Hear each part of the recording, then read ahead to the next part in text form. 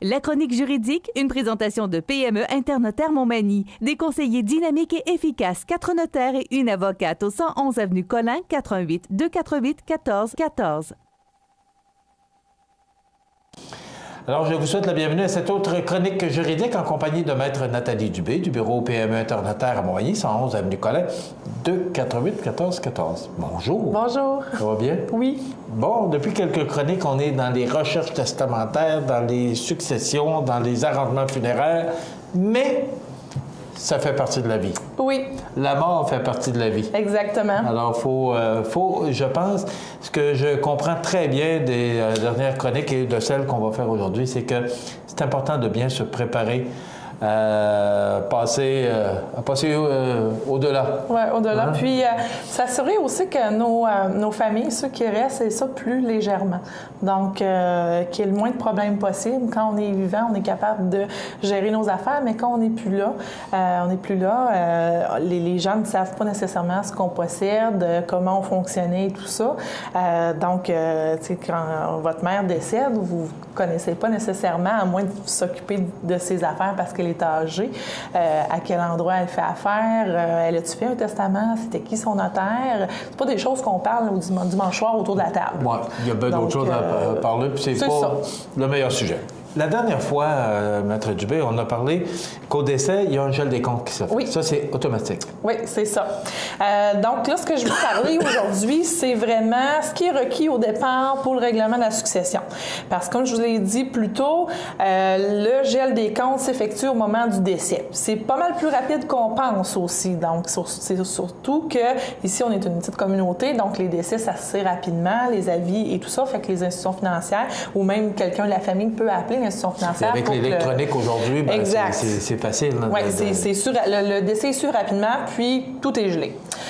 Faut savoir qu'au décès, justement, on a, par le biais de notre testament ou autre document, quelqu'un qui va s'occuper de nos affaires et c'est cette personne-là qui est autorisée à poser les gestes dans la succession. Est-ce qu'on appelle encore cette personne-là exécuteur testamentaire? On l'appelle depuis le nouveau Code civil en 94 liquidateur. Mais exécuteur testamentaire, on peut se comprendre avec ce mot-là, liquidateur. Donc, c'est la même personne. Donc, souvent on dit, c'est-tu deux personnes différentes? Non, c'est la même et unique personne. Mais le terme dit bien liquidateur, ça veut dire qu'on doit liquider les avoirs, les actifs. Exactement. Et les passifs. Payer les dettes et liquider les avoirs. Pas seulement les actifs et les passifs aussi. Je dis toujours à mes clients, les personnes qui viennent me voir, pour commencer une succession, il faut 3 clés. Donc, c'est un coffre-fort à 3 clés. Donc, des fois, le coffre-fort n'a pas beaucoup de choses dedans, mais des fois, oui. Donc, la première clé, attestation de décès ou certificat de décès, la preuve de décès. Comme on l'a vu plus tôt, attestation de décès par la résidence funéraire, acte de décès ou certificat de décès par le directeur de l'État civil. Ça, c'est le premier document le plus important. Première clé, première chose dans la succession. Ça dit la clé. L'acte de décès, directeur de l'État civil, c'est la preuve légale qui est acceptée partout, qui va vous être demandée le plus souvent. Donc, il y a un coût pour l'obtenir, il y a un formulaire au directeur de l'État civil pour l'avoir. Souvent, les résidences funéraires du coin vous aident à remplir le formulaire pour l'obtenir. Donc, vous êtes guidé là-dedans. On parlait de Petit Marché, donc la proximité des résidences funéraires de la région aussi. Oui, très apprécié aussi par nous, par notre équipe de notaires qui est en règlement de succession, parce qu'on sait exactement jusqu'où ils procèdent avec les clients. Puis après ça, nous, on embarque, fait qu'on a une collaboration de toutes les résidences funéraires du coin. Donc, l'acte de décès, c'est la copie aussi que tous les gouvernements vont vous demander. Ils vont souvent vous demander l'original. Donc, l'original, souvent, on en commande 1 ou 2. Donc, vous pouvez faire des copies conformes attestées par votre notaire aussi pour envoyer aux instances gouvernementales. Deuxième clé, recherche testamentaire. On en a parlé abondamment. C'est ça. Donc, ça, c'est ma deuxième clé pour savoir avec quel document je vais travailler pour savoir c'est qui mon liquidateur, c'est qui mes héritiers. Donc, ça, c'est super important. C'est la deuxième clé. Vous ne pouvez pas vous rendre à l'institution financière, avoir seulement l'acte de décès et le testament. Il vous manque la portion entre les deux, la clé numéro 2, la recherche testamentaire. Je peux mettre un bémol là-dessus aussi. Malheureusement, certaines institutions financières ne la requièrent pas quand la succession a un certain montant. C'est de plus en plus rare, mais ça peut vous arriver. Là, la notaire nous a dit qu'il nous fallait ça, puis l'institution dit non, on n'a pas de besoin en bas de succession de X montant. Par contre, c'est toujours dangereux de procéder sans recherche testamentaire parce que je n'ai pas nécessairement le bon document entre les mains. C'est peut-être pas le dernier. Et vous allez être responsable fiscalement, monétairement, juridiquement, tous les « ans » que vous pouvez ajouter pour la succession si vous vous faites transférer les fonds, vous posez des gestes quand vous n'êtes pas en autorité avec un document qui n'est pas le dernier. Donc, ce n'est pas... Qu'est-ce qui nous confirme que c'est le dernier? C'est la recherche testamentaire. OK. Ou le document écrit qu'on a trouvé à la main ou devant témoin, mais la recherche testamentaire nous assure qu'on a le dernier testament notarié. OK. Comme la troisième clé, justement, le document qui constate qui sont les héritiers, qui est ou sont les liquidateurs.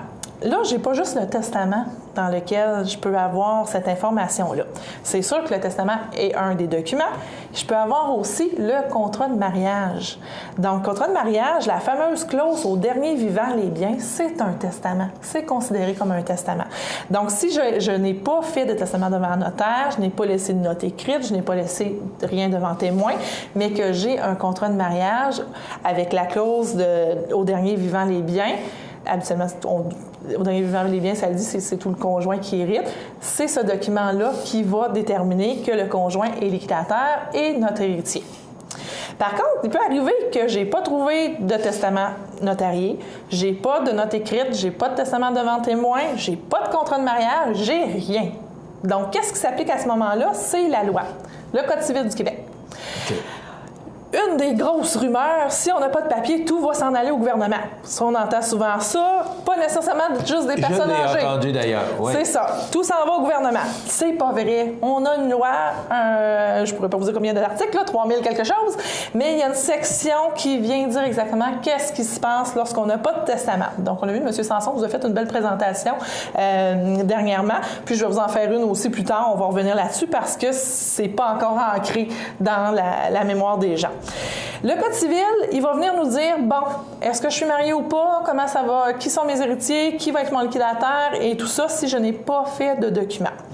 Par contre, pour avoir ma troisième clé, mon deuxième document, je dois produire, même si c'est sur le Code civil du Québec, ce qu'on appelle une déclaration d'hérédité.